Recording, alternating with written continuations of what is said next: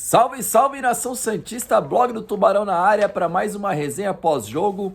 Ontem o Santos entrou em campo. O Santos não, aqueles jogadores vestidos de branco entraram em campo e perderam para o Newell's Old Boys por 2-1 em plena Vila Belmiro. O Santos virtualmente eliminado da Copa Sul-Americana 2023 e coleciona mais um vexame nesses últimos anos aí que a gente tem se acostumado a ver o Santos passando vergonha nos campeonatos em que disputa.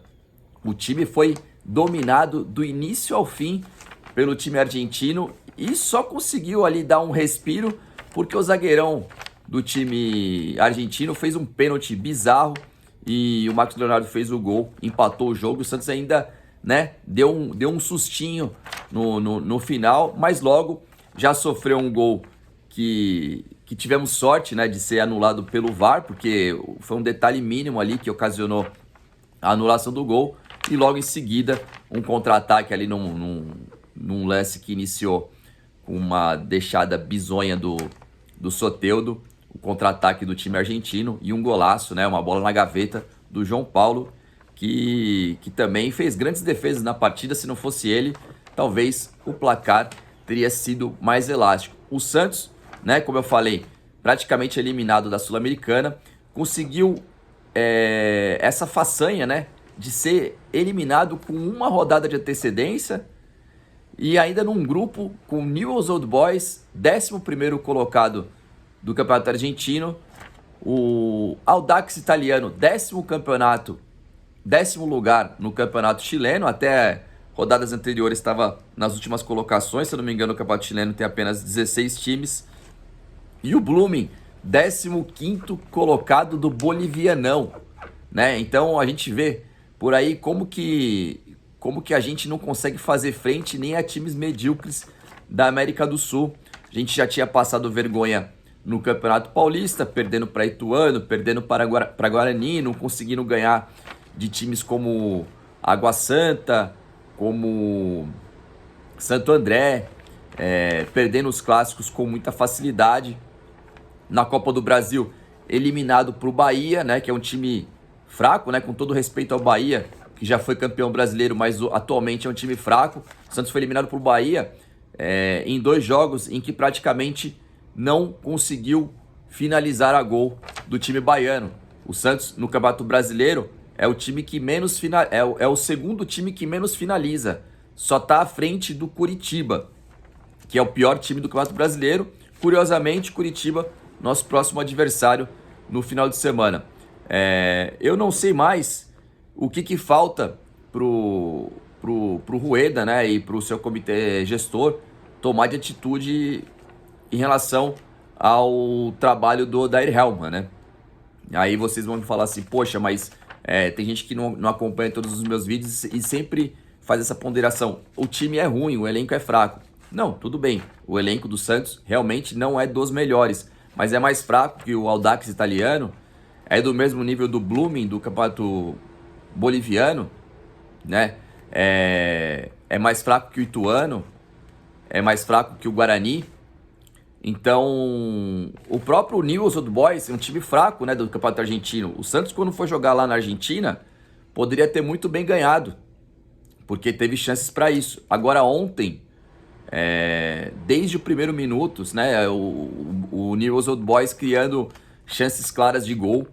O Santos, mesmo com praticamente o que tinha de melhor, no seu elenco, em relação ao time titular, com o Soteldo, com o Mendonça, com o Lucas Lima, com o próprio Marcos Leonardo, voltando da seleção sub-20, o time não consegue jogar, Já ficou até meio monótono aqui as análises que eu faço dos jogos do Santos, que o time não tem padrão tático, que o time não consegue criar chances de gol, que o time tem muitas dificuldades para sair jogando com a bola, Depende muito do chutão, É um time que eu não digo nem que o Santos depende de contra-ataque, porque o Santos não consegue contra-atacar quando ele pega a bola lá na sua defesa. O Santos só consegue criar oportunidades de gol quando ele rouba a bola lá no campo do adversário. Eu não digo nem que é contra-ataque, é roubada de bola na saída de bola do adversário. Porque quando os times atacam o Santos, né, às vezes de forma atabalhoada, e o Santos não consegue roubar a bola na frente, o Santos também não consegue armar contra-ataque, né? Então não é um time que não tem nem contra-ataque, né? A gente viu isso, por exemplo, um exemplo claro disso é no jogo contra o Vasco, que o Santos ganhou de 1-0 lá em São Januário. No segundo tempo, o Vasco saiu com tudo para cima do Santos e o Santos não conseguiu uma oportunidade em contra-ataque, né? Porque não conseguia nem sair, né, da pressão do time carioca, né? E aí, o pior é a gente assistir as coletivas do Helma, né? No jogo depois do jogo contra o Inter de Porto Alegre, né? Ele ficou bravo com alguns profissionais da imprensa quando questionado por que o time joga muito com chutão, né? Por que o time não apresenta padrão tático. Inclusive, ele até mencionou, poxa, eu queria que vocês pudessem assistir aos treinos para ver, quase ele fazendo uma defesa do seu dia a dia, assim, dizendo assim, poxa, vocês acham que eu só como e durmo? Mas essa é a impressão que dá, né? Porque quando a gente chega nos jogos, a gente não consegue ver nada, e aí depois ainda tem que aguentar ele se justificando, dizendo que o time tem performance, mas não tem resultado, né? Já são 7 jogos sem vitória do Santos, né? Nas últimas 7 partidas, contando as 3 competições, né? Sul-Americana, Copa do Brasil e Campeonato Brasileiro.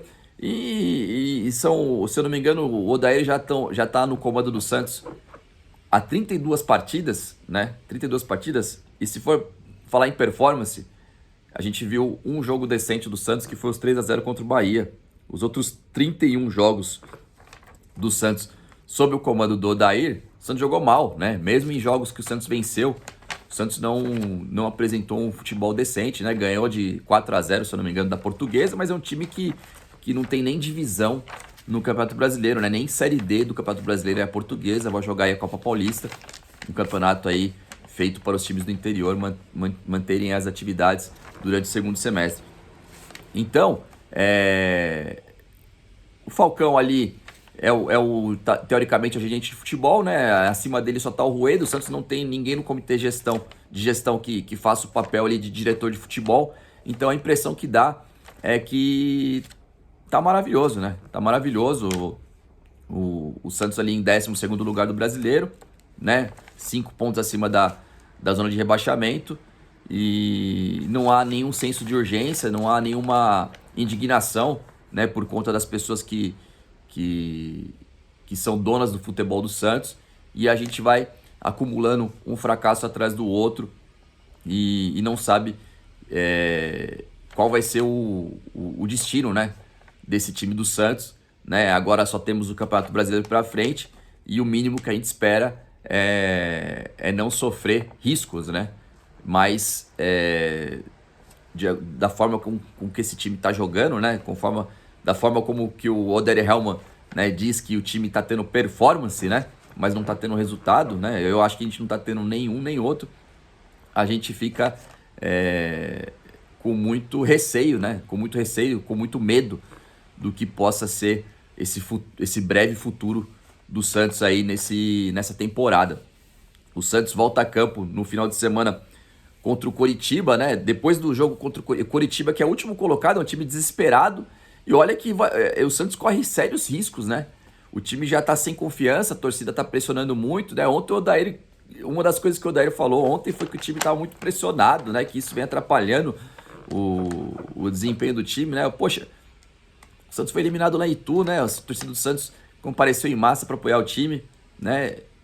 Tava pressionado também, estavam jogando bomba em cima deles, né? Lá em Salvador também tava pressionado, né? No jogo anterior contra o Bahia também estava pressionado, né? Então, uma das coisas que o Odair não pode reclamar é da falta de apoio do torcedor, né? A torcida foi até paciente demais, né? Obviamente, não se justifica jogar bomba em cima de jogador, né? Agressão física, esse tipo de coisa eu não tô de acordo, mas a torcida do Santos tem sido até paciente demais, né? Somente agora, né? Depois do jogo ali contra o Inter, que realmente a pressão ali da torcida jovem, da sangue jovem, da força jovem, né? Realmente se acentuou. E agora o Odair Helma pelo menos está sentindo um calor ali no cangote e que a chapa dele tá esquentando.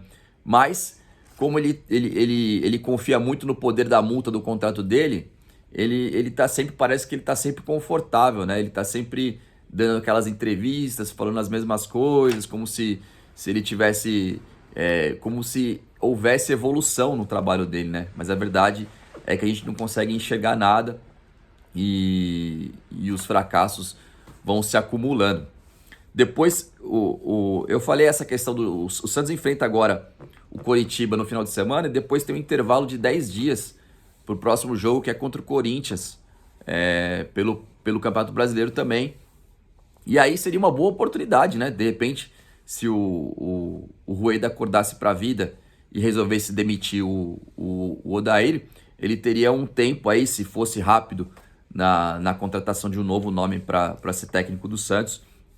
Ele teria um intervalo aí de 10 dias aí, de um tempinho para treinar e arrumar o time para o clássico contra o Corinthians. Quem sabe aí, vamos ver o que vai se desenrolar nessas próximas horas aí, se o Rueda, né, e o seu comitê de gestão vão tomar alguma atitude um pouco mais firme em relação à comissão técnica, né, e até mesmo o elenco, né, não tem cobrança nenhuma, não tem ninguém que chega no vestiário e fale com os jogadores, enfim, tá muito fácil, né, ser jogador do Santos, né, tá recebendo em dia, né, como diz a música da torcida, né, salário em dia e futebol da Série B. Esse é o resumo do Santos aí nessa temporada de 2023. Beleza?